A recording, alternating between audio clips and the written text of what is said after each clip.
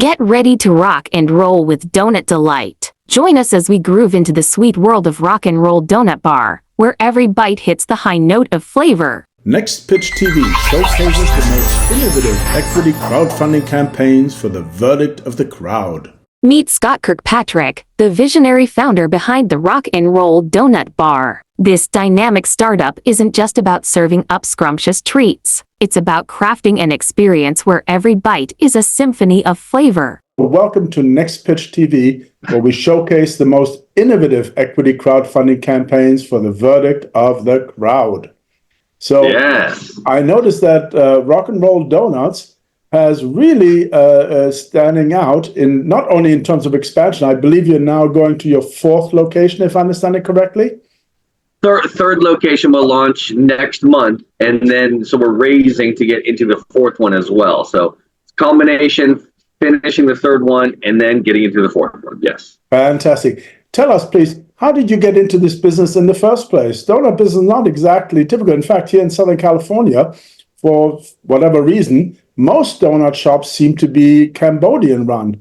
I don't quite know why, but that's interesting. So it's unusual to see you, for example, in this particular industry. It is. Yeah, it is. Well, it's funny because there's the movie The Donut King, which kind of explains the origin of, currently, all the donut shops that are across, California. So I can kind of shed some light on that part of it. But for us, we got into it simply because at the end of the pandemic, I realized I did not want to go back to an office job. I had been in internet marketing for 22 years, and I had several different startups that I owned in the internet marketing space. And, during the pandemic, I realized that the world was kind of a terrible place at that time. And I realized I don't want to do that. I want to sell happiness, if you can believe it. But I didn't know what that was going to look like. And then one day I was in a donut shop and I was like, oh my God, you can't be sad buying a donut. I'm going to do donuts. And that was literally the birth of it. I'm going to do big, bold, crazy donuts for that reason. So no experience in donuts ever before, and just went for it. Yeah. How sweet it is. I mean, now it's interesting in the sense that not only are donuts, as I said, a very specialized field, but what makes it stand out, or what makes your company stand out, is that you seem to be going towards a mechanization, if I see this correctly, i.e., I think you just ordered a donut process. I'm not quite sure what to call it. A donut machine, essentially. Yeah, a donut manufacturing machine. Yes, it's literally huge. You do 4,000 donuts in a day. If we were running it 24 hours a day, it would do 12,000. I mean, it's a while. It's a big jump from rolling out, cutting donuts, making them by hand, to saying, okay, we're going to go for it. We want to feed 5 stores and build this kind of hub and spoke model. And how do you do that efficiently and still maintain the quality and the beautiful product? So that's why we solved it. Yeah, no, I mean, and I hope that that's going more or less the way you expected, the inevitable problems notwithstanding. For sure, yes, yeah, inevitable problems, yeah, for sure. I mean, it was literally a whole new learning curve, but we got through it, and thank God the customers, saw us through that and are enjoying them once again. So now it was nice. You mentioned that you had several startups before. This is interesting because I can tell you this is surprisingly typical for startups. In other words, where it's not their first rodeo. In fact, they often have quite a few, and clearly you fit that particular bill, which is interesting to see. Now, I'm assuming that when you started off, you simply used your own financing or friends and family. Is that correct? That's correct. Yeah, that's correct. And they say that, once you've ran your own company, it's kind of in your blood. And, once you've had some success doing it, then you're unhirable. And so you're kind of in this pigeonhole of, well, you just want to do it again. And I used my own funds to do the initial launch. Yeah, 100%. And what is it that led you to decide to, rather than going to angel or VCs, well, angels in particular, I guess, Yeah. to go the direction of equity crowdfunding?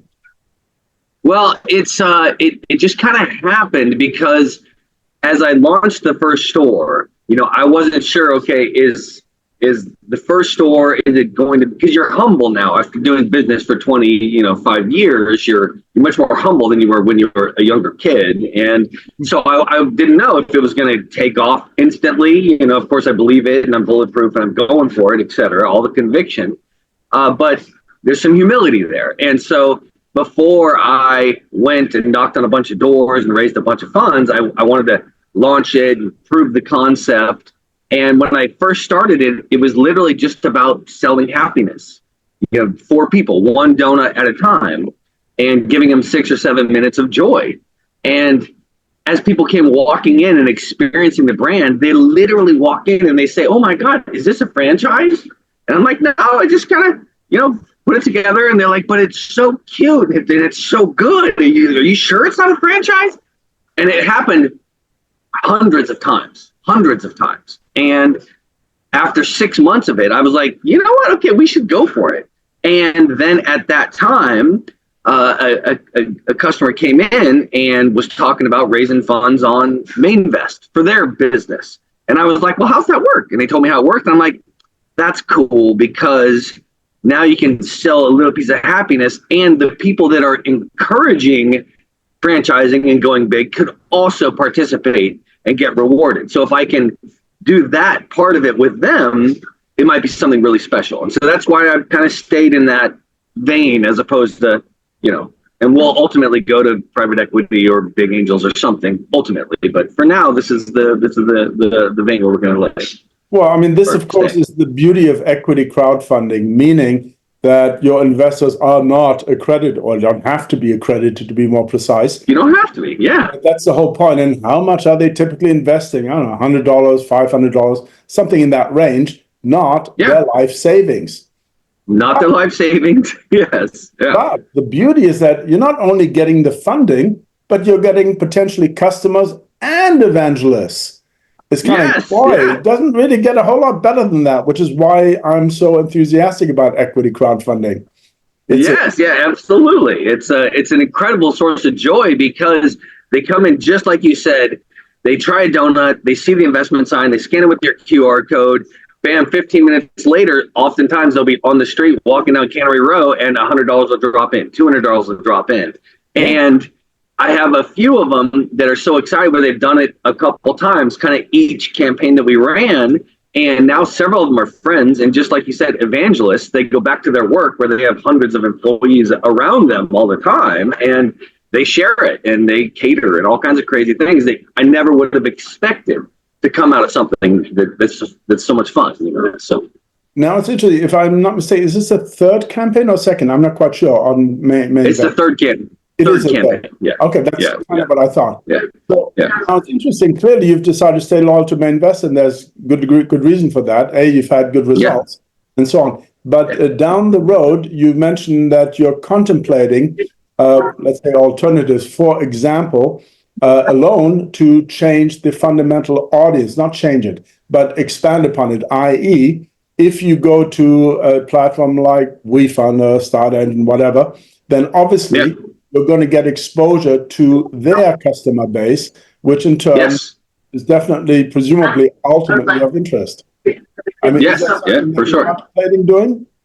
Yeah, definitely something that we will do. And as we close this year with Mainvest, because they do all the research and we've got to put together the packet for them, they kind of give them the approval and they do the filing with SEC, and that's kind of done a year at a time. So that for us is going to end in April. So at that point, I'll slow down for a minute and then start to see what options there are for the other places and what qualifications are required, et cetera. So definitely going to be reaching out even further.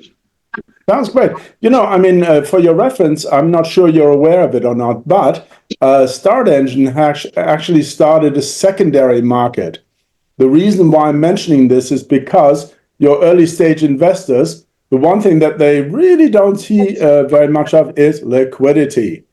Yes, that's one of the in other words, traditional investors in equity crowdfunding only really ultimately get liquidity, whether there's an IPO, and that may be a while coming, or an acquisition. Okay, that can happen, but even that is not all that likely. So by having a secondary market, whoa, this at least provides the potential for liquidity for early stage investors.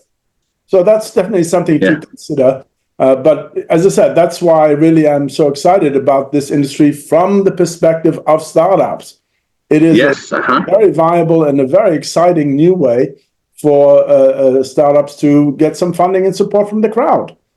Yeah, it really is. Yeah, it's great, and the support's been overwhelming. So we're really lucky. So basically, you already mentioned that, yes, you got the machine so that you can have a central production center to service, shall we say, the various branches. So right now you're in Monterey. That would be the Bay Area, if I'm not mistaken. A couple hours south of San Francisco, a little tourist trap called Monterey. Yeah, by American standards, around the corner, Right. But so down the road, is the plan indeed to create a potentially national franchise, or what is the goal here? Yeah, so we're gonna get to the point now where some people start to approach us and explain how those types of operations work, because I don't know the inner details. And some people have come and they said it costs you $250,000 to register and kind of package it up and get ready for financing or for franchising. And someone said it's only $40,000. Someone said you can do it yourself. And so at some point here, after we get the third store up and running and it smooths itself out, then it'll give me the time to truly look at these options and understand them while we're launching the fourth store. So I'm open to it. And of course, I mean, if we could be fortunate enough to have that hub and spoke model duplicated throughout the nation, I mean, it would be wonderful for people that love donuts, wonderful for people that love plant-based products. So it'd be great. And of course, I would do anything I could to support it. So, yeah. Very good. Well, I'm really excited to hear this. I wish you all the very best of luck on it. We'll go ahead and get this video published as soon as possible, and hopefully it'll drive a lot of traffic to your campaign. After all, that's why we're doing this. So outstanding. People can reach it from Next Pitch TV, but we'll also at the end of the video put the actual link to your campaign on Mainvest. The campaigns. Okay, great. We'll see how it goes from there. Thank you so much for coming on to Next Pitch TV. Excellent. Thank you, Ralph. And let me know what I can do. Very good. Have a great day. No?